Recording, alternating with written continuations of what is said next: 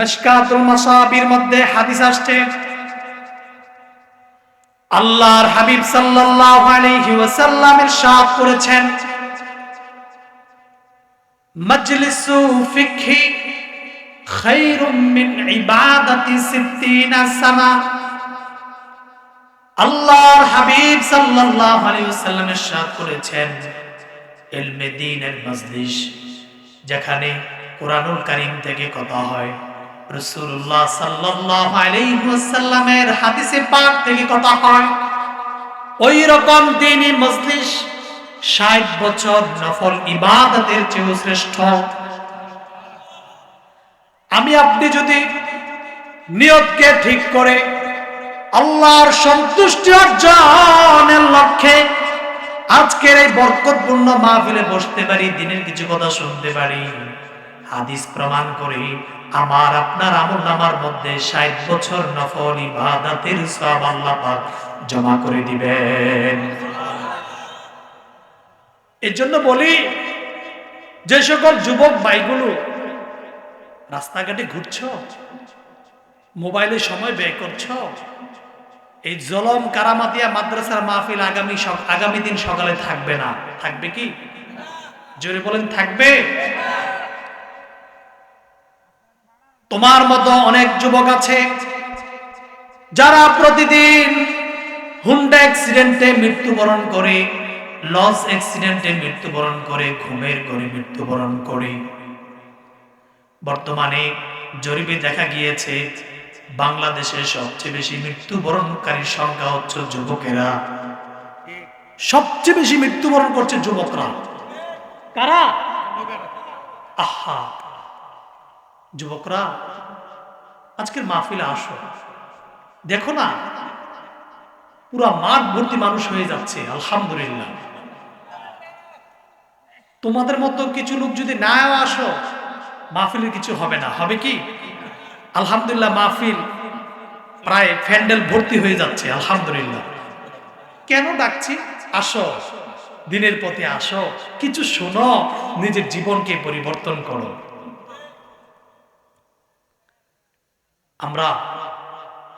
আপনারা জানেন আজকের মাহফিলে তাবাররুক আছে। আমি কমিটিকে বলেছি, শ্রোতারা আসবে, তাদেরকে খালি মুখে ফিরালে চলবে না, তাদেরকে কিছু দিতে হবে। ইনশাআল্লাহ ব্যস্ত হইছে। তাবাররুক খাওয়ানো এটা সুন্নাত। ব্যস্ত হইছে। মানুষকে মেহমানদারি করা কি? জোরে বলেন, কি সুন্নাত? মেহমানকে মেহমানদারি করালে আল্লাহ অনেক রকম আপদ বিপদ নিয়ে যায়। আপদ বিপদ মুসিবত গজব থেকে আল্লাহ মানুষকে হেফাজত করে। তো সিদ্ধান্ত ম্যানেজিং কমিটি নিয়েছে, আলহামদুলিল্লাহ আপনাদের জন্য তাবাররুকের ব্যবস্থা আছে। আল্লাহ আপনাদেরকে শেষ পর্যন্ত থাকার তৌফিক দিন, বলেন আমিন। আমি যেখানে বলবো সুবহানাল্লাহ বলতে, সেখানে সুবহানাল্লাহ বলবেন। যেখানে আলহামদুলিল্লাহ আলহামদুলিল্লাহ বলবেন। যেখানে আল্লাহু আকবার বলা দরকার, সেখানে আল্লাহু আকবার বলবেন। পারবেন ইনশাআল্লাহ? ইনশাআল্লাহ। বলেন সুবহানাল্লাহ, সুবহানাল্লাহ, আলহামদুলিল্লাহ, আলহামদুলিল্লাহ, আল্লাহু আকবার। এখানে 35-এর নিচে বয়স যাদের, তারা হাত উঠান। 35-এর নিচে, 35-এর নিচে যাদের বয়স, তারা হাত উঠান। 35-এর নিচে হাত নামান, খুব কম। 35-এর উপর যাদের বয়স, তারা হাত উঠান, হাত নামান। আগে কম যারা, তাদের তাকবীরটার শক্তি দেখবে। যাদের বয়স 35-এর নিচে, আমি তাকবীর দেব, দেখবো তোমাদের তাকবীরের শক্তি কেমন। রেডি তো? মুরব্বীরা চুপ থাকবেন। নারে তাকবীর। এটা যুবকদের আওয়াজ।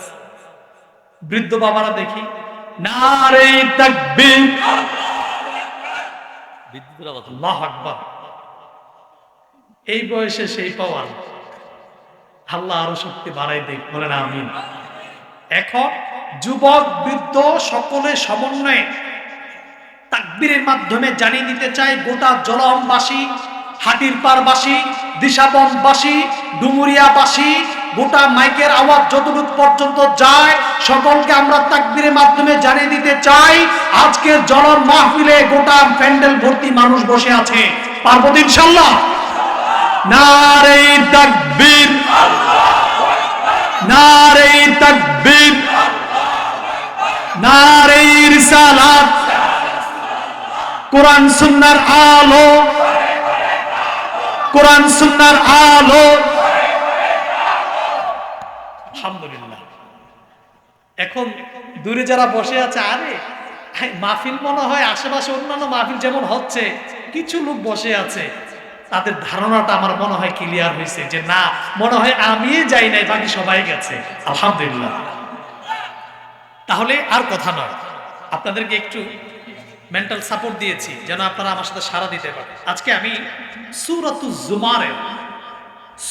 জুমারের 53 নম্বর আয়াতের উপর কথা বলবো। সূরার নাম সূরাতুজ জুমার। সূরার নাম কি? জুমার। আয়াত নম্বর 53। আয়াত নম্বর কত? আজকে কিছু অপ্রিয় সত্য কথা বলবো, অপ্রিয় সত্য কথা আজকে তা বলেই যাব ইনশাআল্লাহ। আসেন সূরাতুজ জুমারের 53 নম্বর আয়াত আল্লাহ পাক আমাদের কি মেসেজ দিচ্ছেন। আল্লাহ রাব্বুল আলামিন বলেন, কুল ইয়া ইবাদিয়াল্লাযীনা আসরাফু আলা আনফুসিহিম লা তাকনাতু মির রাহমাতিল্লাহ ইন্নাল্লাহা ইয়াগফিরুয যুনুবা জামিআ ইন্নাহু হুয়াল গফুরুর রহিম। আল্লাহু আকবার।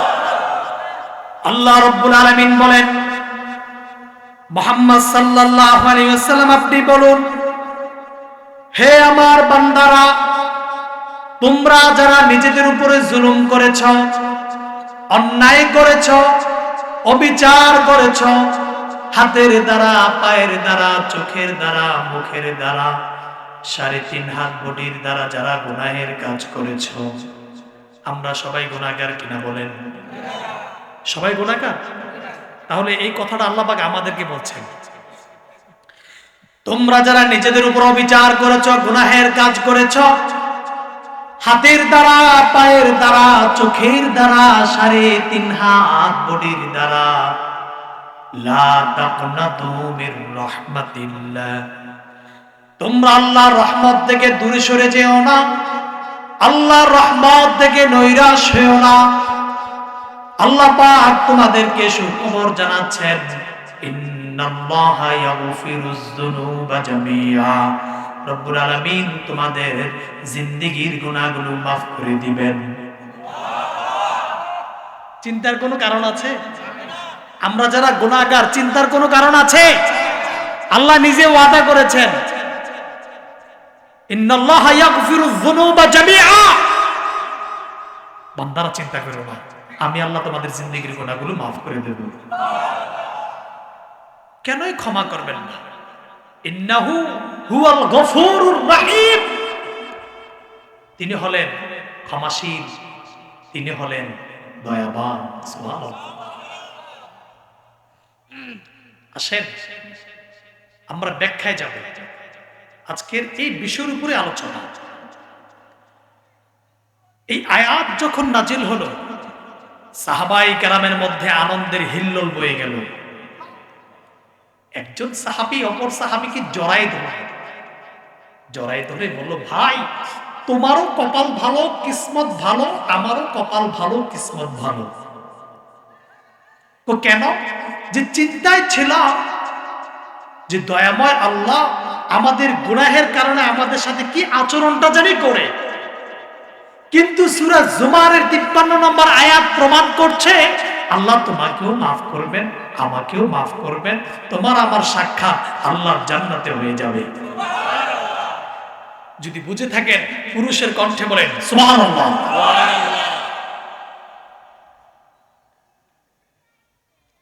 এই আয়াত যখন নাজিল হয়েছে, এই আয়াতের নাজিলের পিছনে একটা প্রেক্ষাপট আছে, যেটা আরবিতে বলা হয় সাবাবুন নুজুল, শানে নুজুল। এই নাজিলের প্রেক্ষাপটটি তুলে ধরেছেন আল্লামা ইবনু হিশাম রাহিমাহুল্লাহ। সিরাত ইবনে হিশামের মধ্যে সূরাতুজ জুমারের 53 নম্বর আয়াতের নাজিলের প্রেক্ষাপটটি তুলে ধরেছেন। সিরাত ইবনে হিশামের মধ্যে প্রেক্ষাপটটি কি, মনোযোগের সাথে শুনেন। আমার আলোচনায় মনোযোগ না থাকলে কিছুই বুঝবেন না।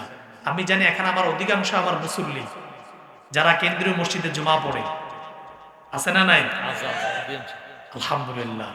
আপনারা জানেন আমার আলোচনা মনোযোগ থাকলে কিছু বুঝবেন, যদি মনোযোগ না থাকে তাহলে আলোচনার কিছুই বুঝবেন না। মনোযোগ আছে তো ইনশাআল্লাহ? আল্লামা ইবনু হিশাম সিরাত ইবনে হিশামের মধ্যে সূরাতুজ জুমারের 53 নম্বর আয়াতে শানে নুজুল তুলে ধরেছেন। শানে নুজুলটি হলো এই: আল্লাহর হাবিব সাল্লাল্লাহু আলাইহি ওয়াসাল্লাম মক্কা বিজয়ের দিন 10,000 সাহাবী নিয়ে মক্কাতুল মুকাররমায় প্রবেশ করলেন। মক্কার যত কাফের মুশরিক আছে সবাই চিন্তায় চিন্তিত, পেরেশানিত হয়ে গেল যে আজকেও বহু বছর পর মুহাম্মদ সাল্লাল্লাহু আলাইহি ওয়াসাল্লাম সুপার পাওয়ার নিয়ে মক্কাতুল মুকাররমায় আগমন করতেছেন।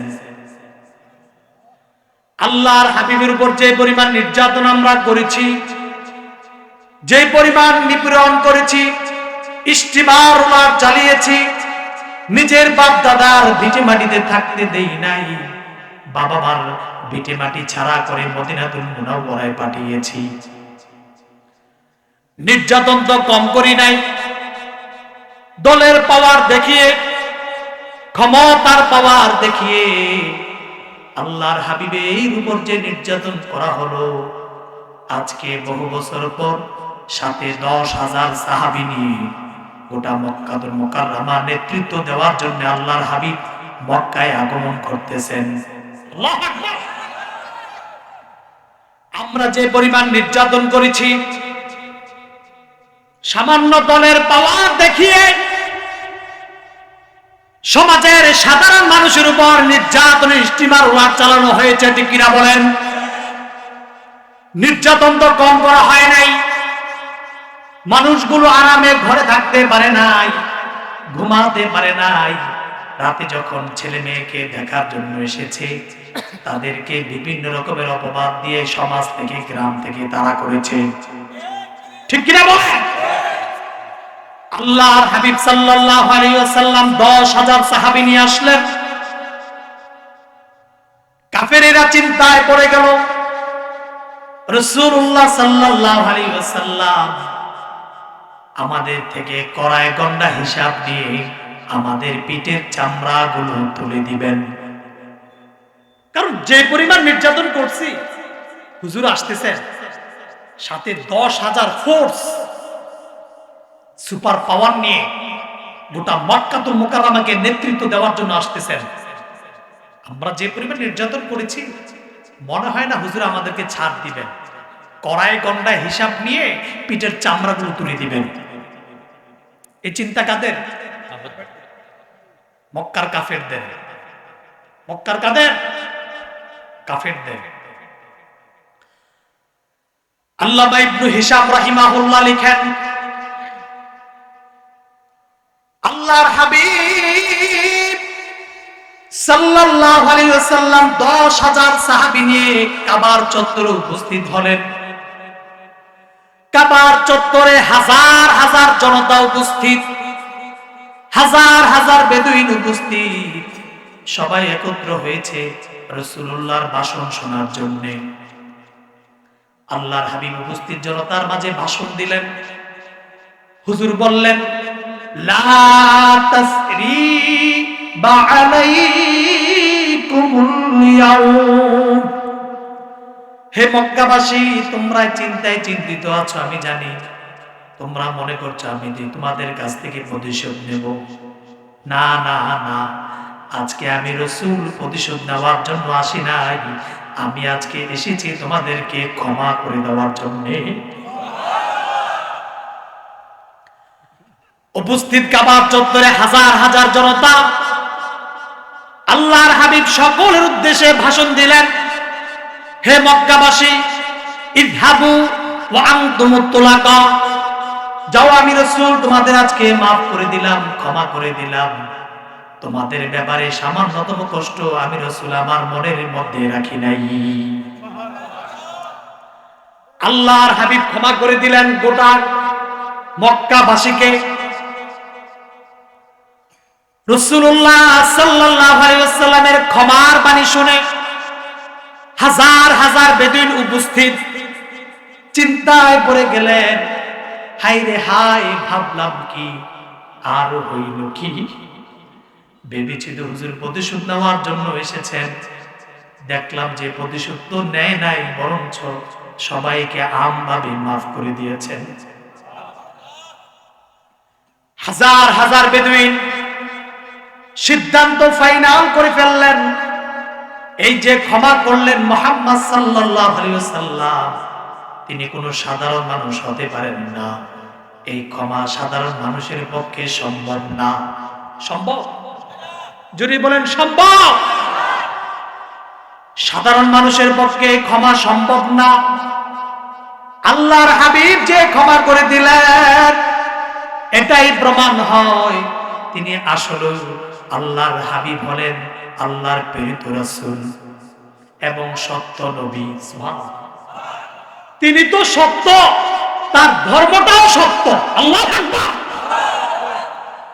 হাজার হাজার বেদুইন সিদ্ধান্ত ফাইনাল করে ফেললেন, আর দেরি করা যায় না।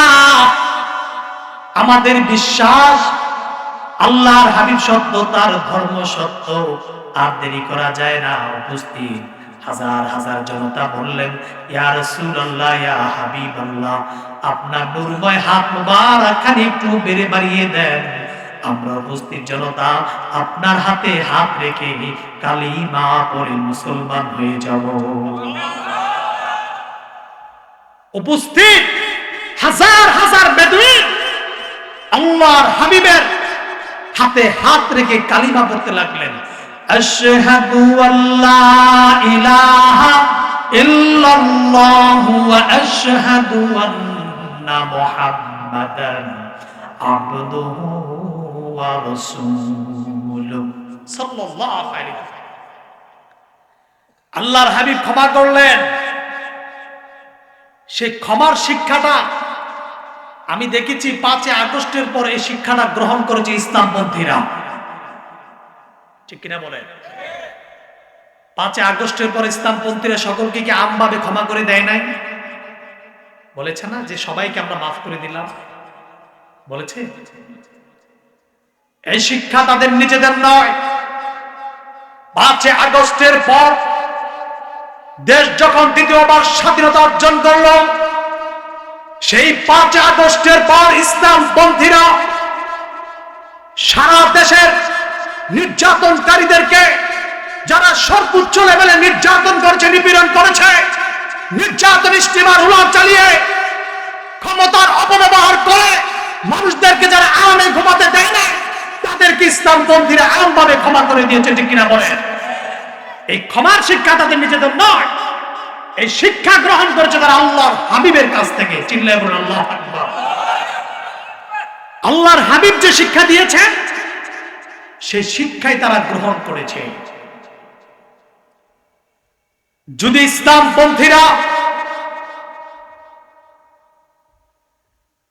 ইসলামপন্থীরা প্রতিশোধ বয়ানকারী হতো, তাহলে তৃণমূল পর্যায়ের যে নেতাগুলো দলের প্রভাব খাটিয়ে, ক্ষমতার প্রভাব খাটিয়ে মানুষের উপর নির্মমভাবে নির্যাতন করতে চাইছিল, তারা একজন লোক ইসলামপন্থীদের কাছ থেকে ছাড় পেত না। ঠিক কিনা বলেন? আল্লাহর হাবিব সাল্লাল্লাহু আলাইহি ওয়াসাল্লাম মাফ করে দিয়েছেন।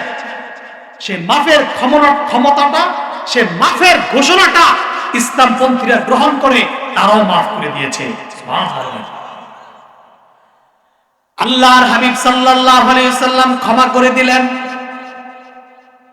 রাসূলুল্লাহ সাল্লাল্লাহু আলাইহি ওয়াসাল্লামের ক্ষমার বাণী গোটা মক্কাতুল মুকাররমার আনাচে কানাচে ছড়িয়ে পড়ল।